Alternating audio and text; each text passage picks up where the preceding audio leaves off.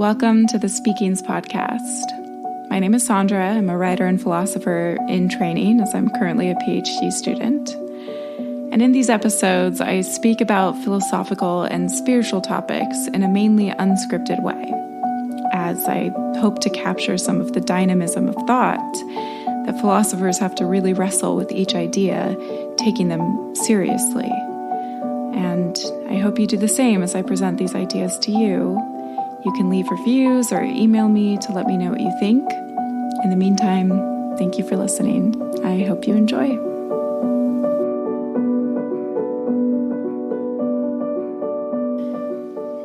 I want to talk about pleasure and desire and how these two terms that cover a multiplicity of meanings and experiences can be so misunderstood, can be approached from a place of fear and shame, so that our desires bubble beneath the surface and actually end up controlling our lives more than we think, even if we consider ourselves to be quite self-disciplined.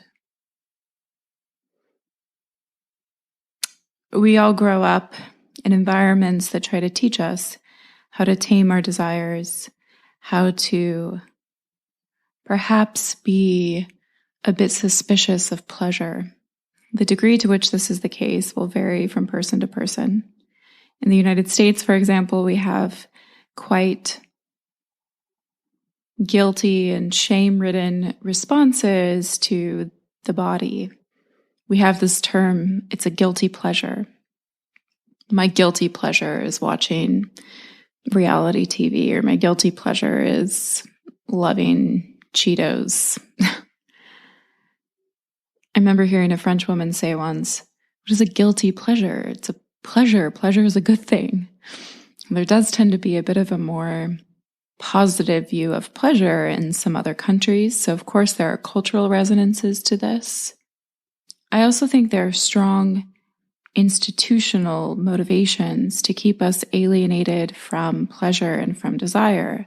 One thing very interesting about the human body and anxiety-provoking is that no one can exit their body and inhabit the body of another. We desire this. We fear our own separation. We wish we could either become one with the other through self-absorption, through giving up ourselves, or control the other. I've thought about this when my daughter is being resistant and I can't go somewhere. She's taking too long or just being a kid, which is completely normal. But I feel this kind of frustration that I've tried to find a name for.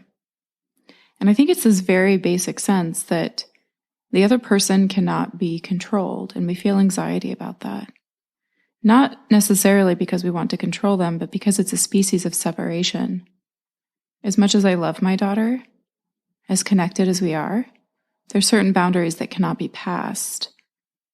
And in a moment of frustration, when you're seeing the person as a stumbling block rather than a person, which unfortunately we often see others in this way, that someone is an inconvenience rather than a living, breathing human being. When we see a person like this, we are also fully aware of the feeling that there's something uninhabitable in the other person by us. The other remains uninhabitable and uncontrollable, and this gives us anxiety at times. I think people in power feel anxiety about this. There's a sense in which the living, breathing, tumultuous, chaotic bodies of the masses must be controlled. They must be quantified. They must be fully known and fully seen. They must be forced to act in a particular way. It helps alleviate this anxiety of separation. And then, of course, there are certain powerful urges that seem that they must be controlled. Urges for food and for sex that are really outside the bounds of normal animal urges. I've written about this elsewhere and spoken about it elsewhere, but I do believe that with the birth of this separate sense of self, we open up this uncrossable chasm that is the space of infinity, this uncrossable chasm between what is and what we think ourselves to be.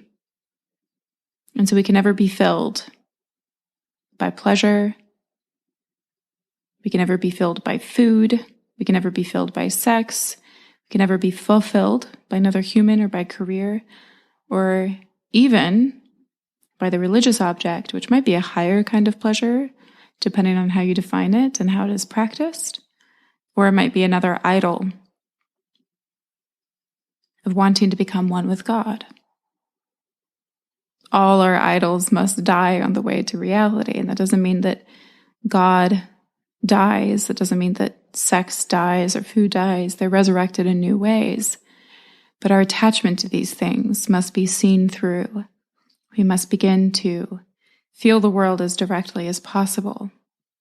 So religious organizations and cultural institutions will see these chaotic urges and try to find ways to control them. You may have heard of this concept called intuitive eating that has become very popular in combating diet culture in America.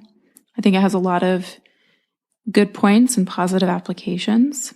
Also, I'm not at all an expert on nutrition, so this is not meant to be a nutritional exposition. But I do think that with younger children, we can neutralize our talk of this is a good food and this is a bad food and try to frame it in more positive ways. And I think there's good research showing that that has benefits. But I also think that it is the responsibility of the parent to provide that child with healthier options. And a lot of intuitive eating coaches or nutritionists will not even like that term healthy or unhealthy. And maybe that term is not helpful for some people who have such moralistic, shame-laden understandings and relationships with food and with their bodies. But younger children do need these basic guidelines, these basic nutritional guidelines and understandings of what is good for them and bad for them. And sometimes even older people who haven't been taught that. But from there, having these really strong moralistic tendencies towards food actually has the opposite effect on the body. This was really interesting for me. A few years ago, I decided to sort of try intuitive eating. I think one of my friends had mentioned a book that she likes. I got it almost for free on Kindle, and I just started reading the book. And I've never considered my relationship with food to be particularly disordered, though I definitely had a bit of a habit to binge eat sweets at times. I rarely had sweets at home because I did grow up with this pretty moralistic attitude towards everything, but food was part of it. Sweets were part of it. So I found myself curious about how this relationship might be changed or helped by intuitive eating, and the result was pretty miraculous. I'll use that emphatic term. It was pretty miraculous because I started using these techniques to neutralize these foods that I had associated with being bad. And the scientific basis behind it is basically that the more you tell yourself you can't have this item, or it's a scarce item, it's a special occasion item, let's say, when you do partake in that forbidden, guilty pleasure, then you will almost necessarily binge eat because your body is saying, this is a scarce item. I'm not going to get more of this soon. And so there's kind of this biological urge to overcompensate by binge eating. And then you continue to have this relationship with food that is defined by scarcity and then overfullness, abstention, and then gorging oneself. This very extreme relationship that ends up not being great for your body or your mind. So I started not only normalizing these food groups, but actually actively kind of forcing myself to eat them. So I would put it on my shopping list. Okay, I need to get some sort of treat today, some sort of baked goods or whatever. And the intuitive eating literature says you might gain a couple pounds initially because you're just trying to make the food neutral, and that will require eating it consistently. That doesn't mean gorging yourself on it, of course. But I would add it to my shopping list, so it wasn't something that I'm like furtively grabbing as I'm in the vegetable aisle, and then I just, dash over to the bakery, grab something, and check out before I can think too much about it. Not that it's a little bit of an over-exaggeration of my relationship with baked goods, but it became a normalized thing. And then I had to continuously tell myself, I can buy whatever I want, I can eat whatever I want, whenever I want it, given certain parameters of being able to afford it, being in the general vicinity, etc. But I can have whatever I want. And I was very, very clear. I had to keep repeating this to myself because sometimes the old habits would come back and I would say, I really need to stop eating so much sugar or something. So I kept telling myself this. And then also there's a tactic of giving yourself a kind of goal that you have to eat one slice of pie every day or one bowl of ice cream every day. Not over much, but that you have to eat it every day. It's this really strange reversal. Usually you make these goals of doing things that you consider to be positive. And in this case, you're doing something that you consider to be negative. And so this alone starts retraining your mental picture so that you start seeing these items in a different way. You kind of overcompensate by making them positive. So eventually they end up being a little bit more neutral.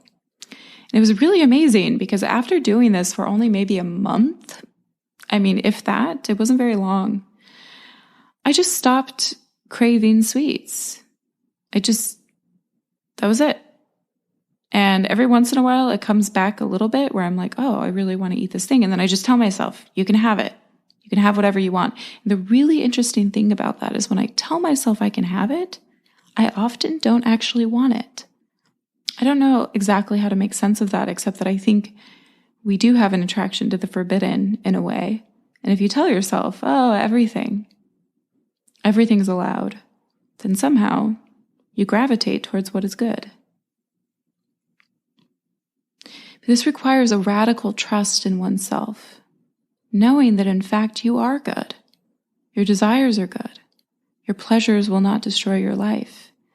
I think this is an ethical dimension of life that is developmental, that perhaps we need firmer rules when we're younger, but hopefully rules that are not shame-laden, that parents can do that in a way that doesn't cause excess anxiety and scrupulosity. So perhaps we need these rules as we're learning, as we're becoming habituated to the good, let's say. But eventually you have to stand back, examine your life, and say, what the hell do I want? And am I allowed to want it?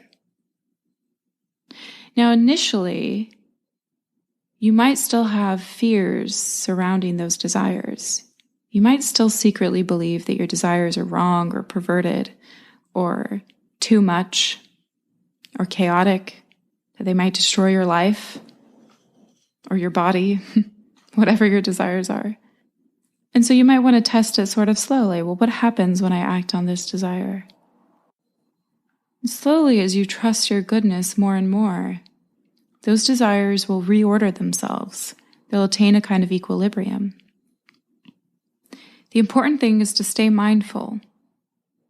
If we still believe our desires are wrong, we'll be drawn by that wrongness to actualize something that is in fact immoderate or wrong. Once we start really believing that there's nothing wrong with our desires, they slowly begin to reorder themselves.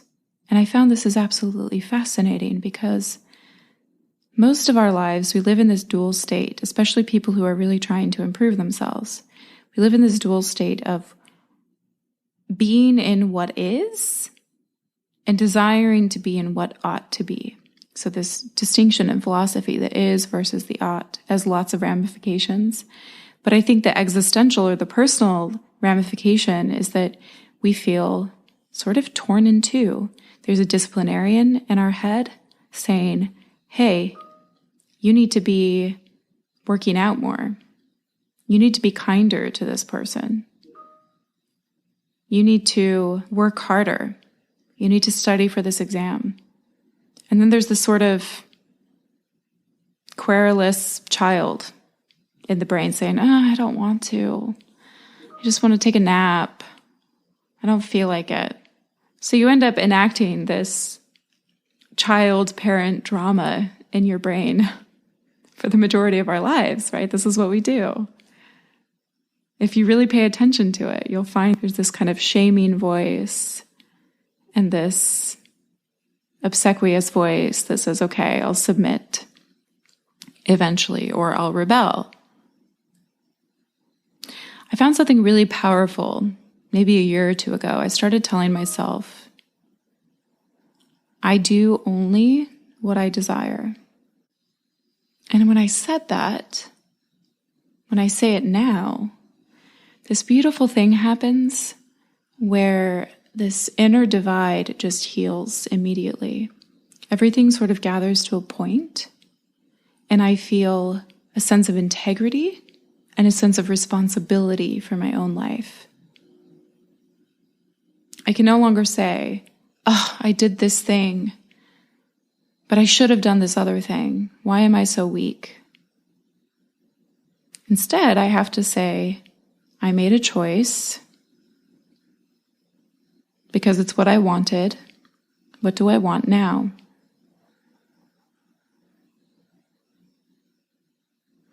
Again, this rests on a foundation of faith that what you want is good. And it may take time to cultivate this faith in your own inner goodness. But as you do, you'll realize that everything you've ever wanted is right here. That you are choosing every moment, that there's no excuses, that we cannot control or inhabit the bodies of another, but we can fully inhabit our own bodies, our own pleasures, our own desires. We can see where those desires lead. And I think they all lead us home to exactly where we are. Maybe they'll be chaotic initially as you first begin to listen to them, but they will lead you to peace. I would love to hear your thoughts on this path of following your desires and trusting your intuition, trusting the things that bring you pleasure, the things that bring you joy, and learning to trust the goodness of those moments. I hope you discover, as I've been discovering, that what I want is the good. No one needs to impose that or enforce that upon me. I want the good because I am the good. There's no gap between what is and what ought to be. Thank you for listening.